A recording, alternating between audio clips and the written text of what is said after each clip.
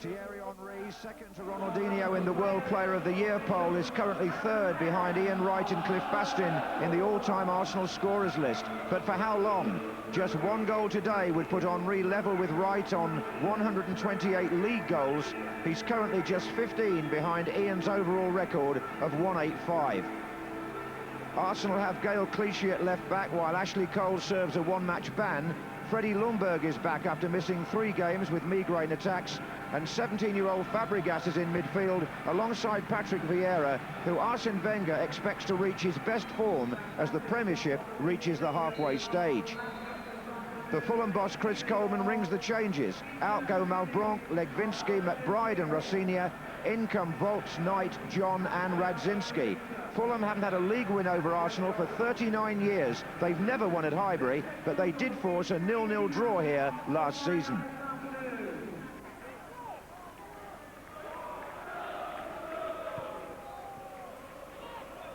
This is Perez. Oh, it's still Perez. He got the better of Volts, but not the better of Van der Sar. Perez already in double figures for the season again.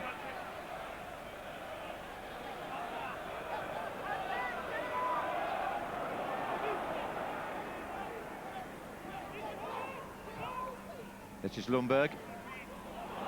Henry up against Pearce. Still Henry. Well, there it is. League goal number 128 for Thierry Henry, equaling the number of goals that Ian Wright scored in the league.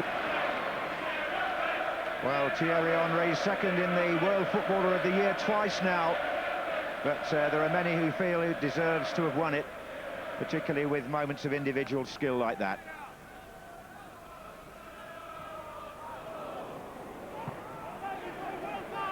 Fabregas, 3 to his left.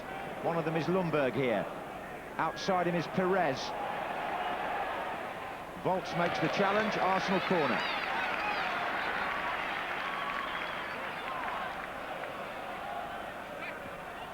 This is played short to Ljungberg and back to Perez. And now Henry. This is Vieira.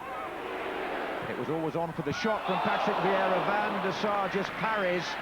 It isn't away yet. Fabregas just felt Van der Sar there was a shade fortunate. It could have come off his palms to an Arsenal player from Vieira.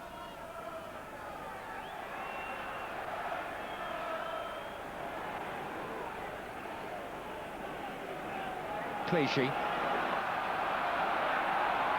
Henry with his arm up, far side of the box, long way away from Clichy. Picks out Bergkamp, who finds Perez.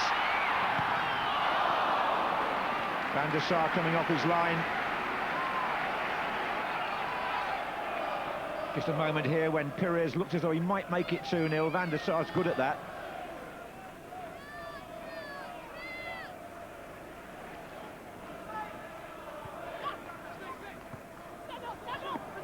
Ljungberg.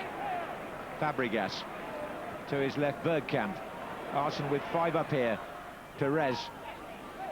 Henry. Oh, disguise, Perez.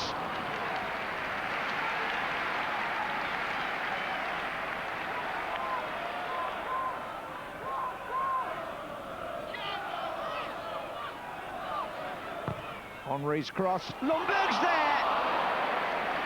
Just came to him quickly from the other side of Knight. Really good whipped ball here by Thierry Henry. Had flight on it as well. And it was really Knight going first that I think may have put off Ljungberg. Straight down the middle, it's John following up on this side. He's got the other side of Clichy, and that was Fulham's best effort of the match. After 16 minutes of the second half, Collins John. Clichy here was just not quite alert enough. John got the other side of him. Well, it was a difficult angle to beat Almunia from there, but there's no question it was the nearest Fulham have come.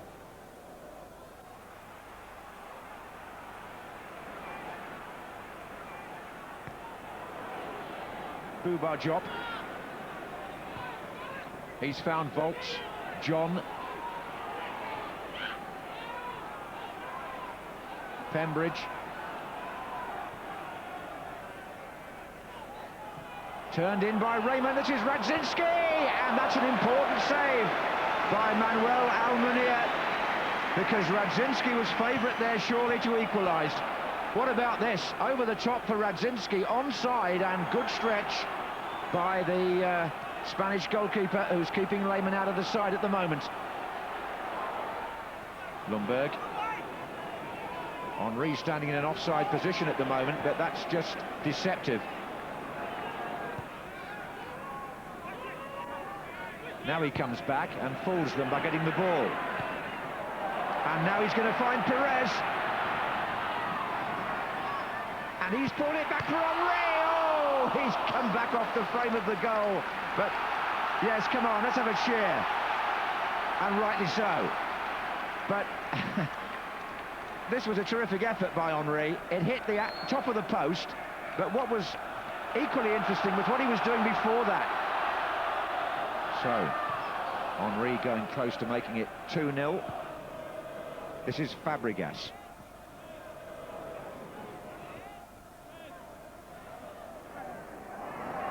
And now Perez. Oh, he's got Bergkamp in here for Arsenal. Good save with the legs of Van der Sar. He really is a specialist at saving shots like that. Fabregas again. Arsenal seem to be getting closer and closer to the second goal. This is Lundberg. This is Perez. And it's Robert Perez. And they have got close. And they've scored it. It was on the cards. And it goes to Robert Perez. It's his 11th of the season. And it could be the goal that really settles this contest. Bergkamp was involved. Oh, the dummy was effective, and Perez moved away from two defenders, took his time, and this is good finishing. He just goes away from Pearce and from Volts, and then as Van der Sar tries to block, he clips it past him.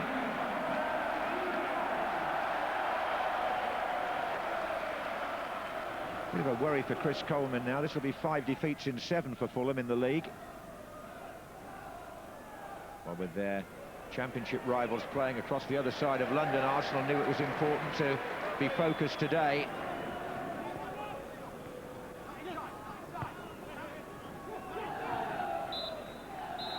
Pretty much routine for the champions. Thierry Henry scores a landmark goal to set it up. Second one came from Robert Perez after 71 minutes. For Fulham, a bit of a worry really. 5 defeats in 7 now. Here at Highbury, it's Arsenal 2, Fulham 0. They're a quality team, as simple as that. But we didn't lie down. We pushed them for 90 minutes. And of course they play some great stuff, but we played some decent stuff ourselves, made a few chances. The game was certainly not perfect, but there was a lot of positives in the game. And for us today was important to get the 3 points. We have now 2 clean sheets on the trot. That's maybe the first time in the season, and that's very good and very positive for the morale of the team. We're going to try to play as a team, till the end of the season. Obviously maybe sometime we're going to drop points, but as long as we can play as a team, I think everything can be okay. But the only thing now is we need to wait when Chelsea is going to drop points. Too early to be coming up with a New Year's resolution? Yeah, we need more points. That's our New Year's resolution, I think. Arsenal were pretty tasty there. They're creeping back towards their top form, aren't they? I think they are. They've had their little blip now. They've come back, the big players, Henry, Perez, in particular today, they're all coming back into form, and it's bad news for the rest of the Premiership teams, because once they're on form, they are really strong, and I thought they did tremendously well today, and I enjoyed watching the game. I think Bergkamp as well makes such a difference. That sort of that split striker role that he plays, because he's still got it, and also they've stopped conceding goals. I think that's 3 or 4 clean sheets on the belt. Makes such a difference, and they've got to just keep breathing down Chelsea's necks. Do you think you'll get a keeper in the window? I think it is a problem he has to address. I think with he's won the Premier League so many times. Wenger wants to win the Champions League, and I think a mistake from a goalkeeper in the Champions League is very, very dear, and I think he has to. If you had the pick of the goalkeepers for, I mean, you might pose the same question possibly about Manchester United. I don't know, but certainly Arsenal. Who would you go for? You'd be the man Well, I'd I think ask. he was playing at Highbury today. I'd go for Van der Sar. I think Van der Sar is a tremendous goalkeeper. He's playing really well. He's played really well this season, and ever since he's come into the Premiership, he's proven how good a goalkeeper he is. And I think he is, if anyone's available of that quality, he would be the one. Okay, thank you. Now, the last time Everton were this high up the table at Christmas, we were all getting Rubik's Cubes in our stockings. Still not done mine. Anyway. They've beaten Newcastle to close the gap on Chelsea to 5 points at the top of the Premiership. Patrick Vieira's third goal of the season was enough to give Arsenal a 1-0 victory. Just one win in 10 now for Newcastle, and the delight and maybe the relief on the faces of the Arsenal players at the end told a story. This was a big night for them. The pressure was on, and they responded. Graham Souness and Newcastle very unhappy with some of the decisions from referee Steve Bennett, particularly an incident involving that man Ashley Cole in the first half, a clear handball. The referee gave nothing, and Arsenal held on for a win that cuts Chelsea's lead back to 5 points. It is absolutely vital for them as the Premiership moves into a new year. Chelsea 49 points, Arsenal 44, 4 clear now of Manchester United and Everton. They are the 4 Champions League spots just at the moment. As for Newcastle, a bad run continues. They are 14th in the Premiership. The fans and the board expect better at St James's Park. So, Kenny Sampson has been watching the night with us. Those pictures told a lot at the end, I think. I think they did. You see Graham Souness there. I think that the Arsenal players, you know, they got that huddle together like they did when they went unbeaten last year, and you see that team spirit. I think they know how important that win was. Although it was only by the odd goal, and Newcastle, to be fair to them, played, you know, particularly well in the second half. It was a little bit scrappy. It wasn't a classic match, I've got to say that. Arsenal was the first half, Newcastle the second. And looking at the pictures of Mr. Graham Souness, he just waited a very long time for the referee to come off the pitch, and several times while I was watching the match, he was just pointing to his watch, trying to say to the referee, they're actually wasting time.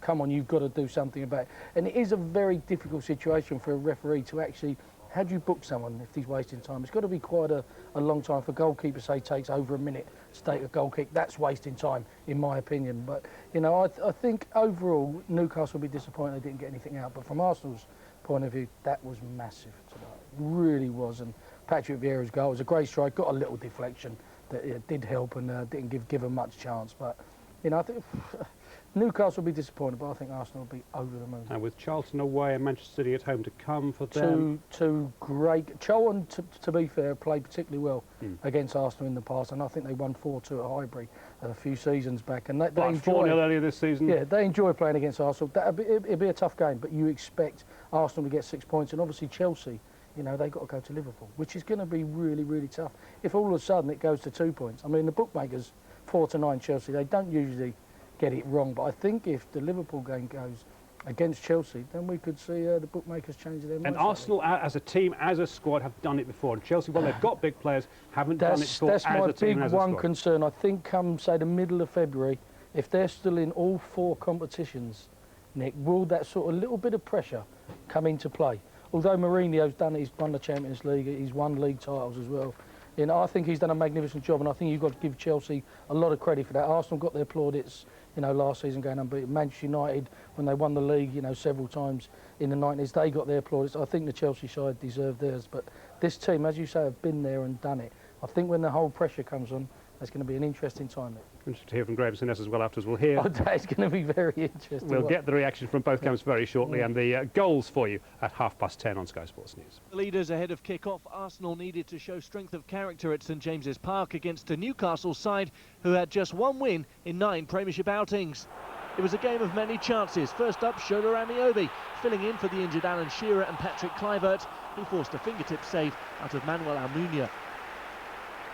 At the other end, Sol Campbell's header was cleared off the line by Amiobi, and the shot that followed from Mathieu Flamini was met by the arm of Olivier Bernard. No penalty. Then the game's other left-back was at the centre of a penalty appeal. Again, no decision by Steve Bennett, this time against Ashley Cole. If Newcastle were disappointed not to get the penalty, you can only imagine how they felt when this happened.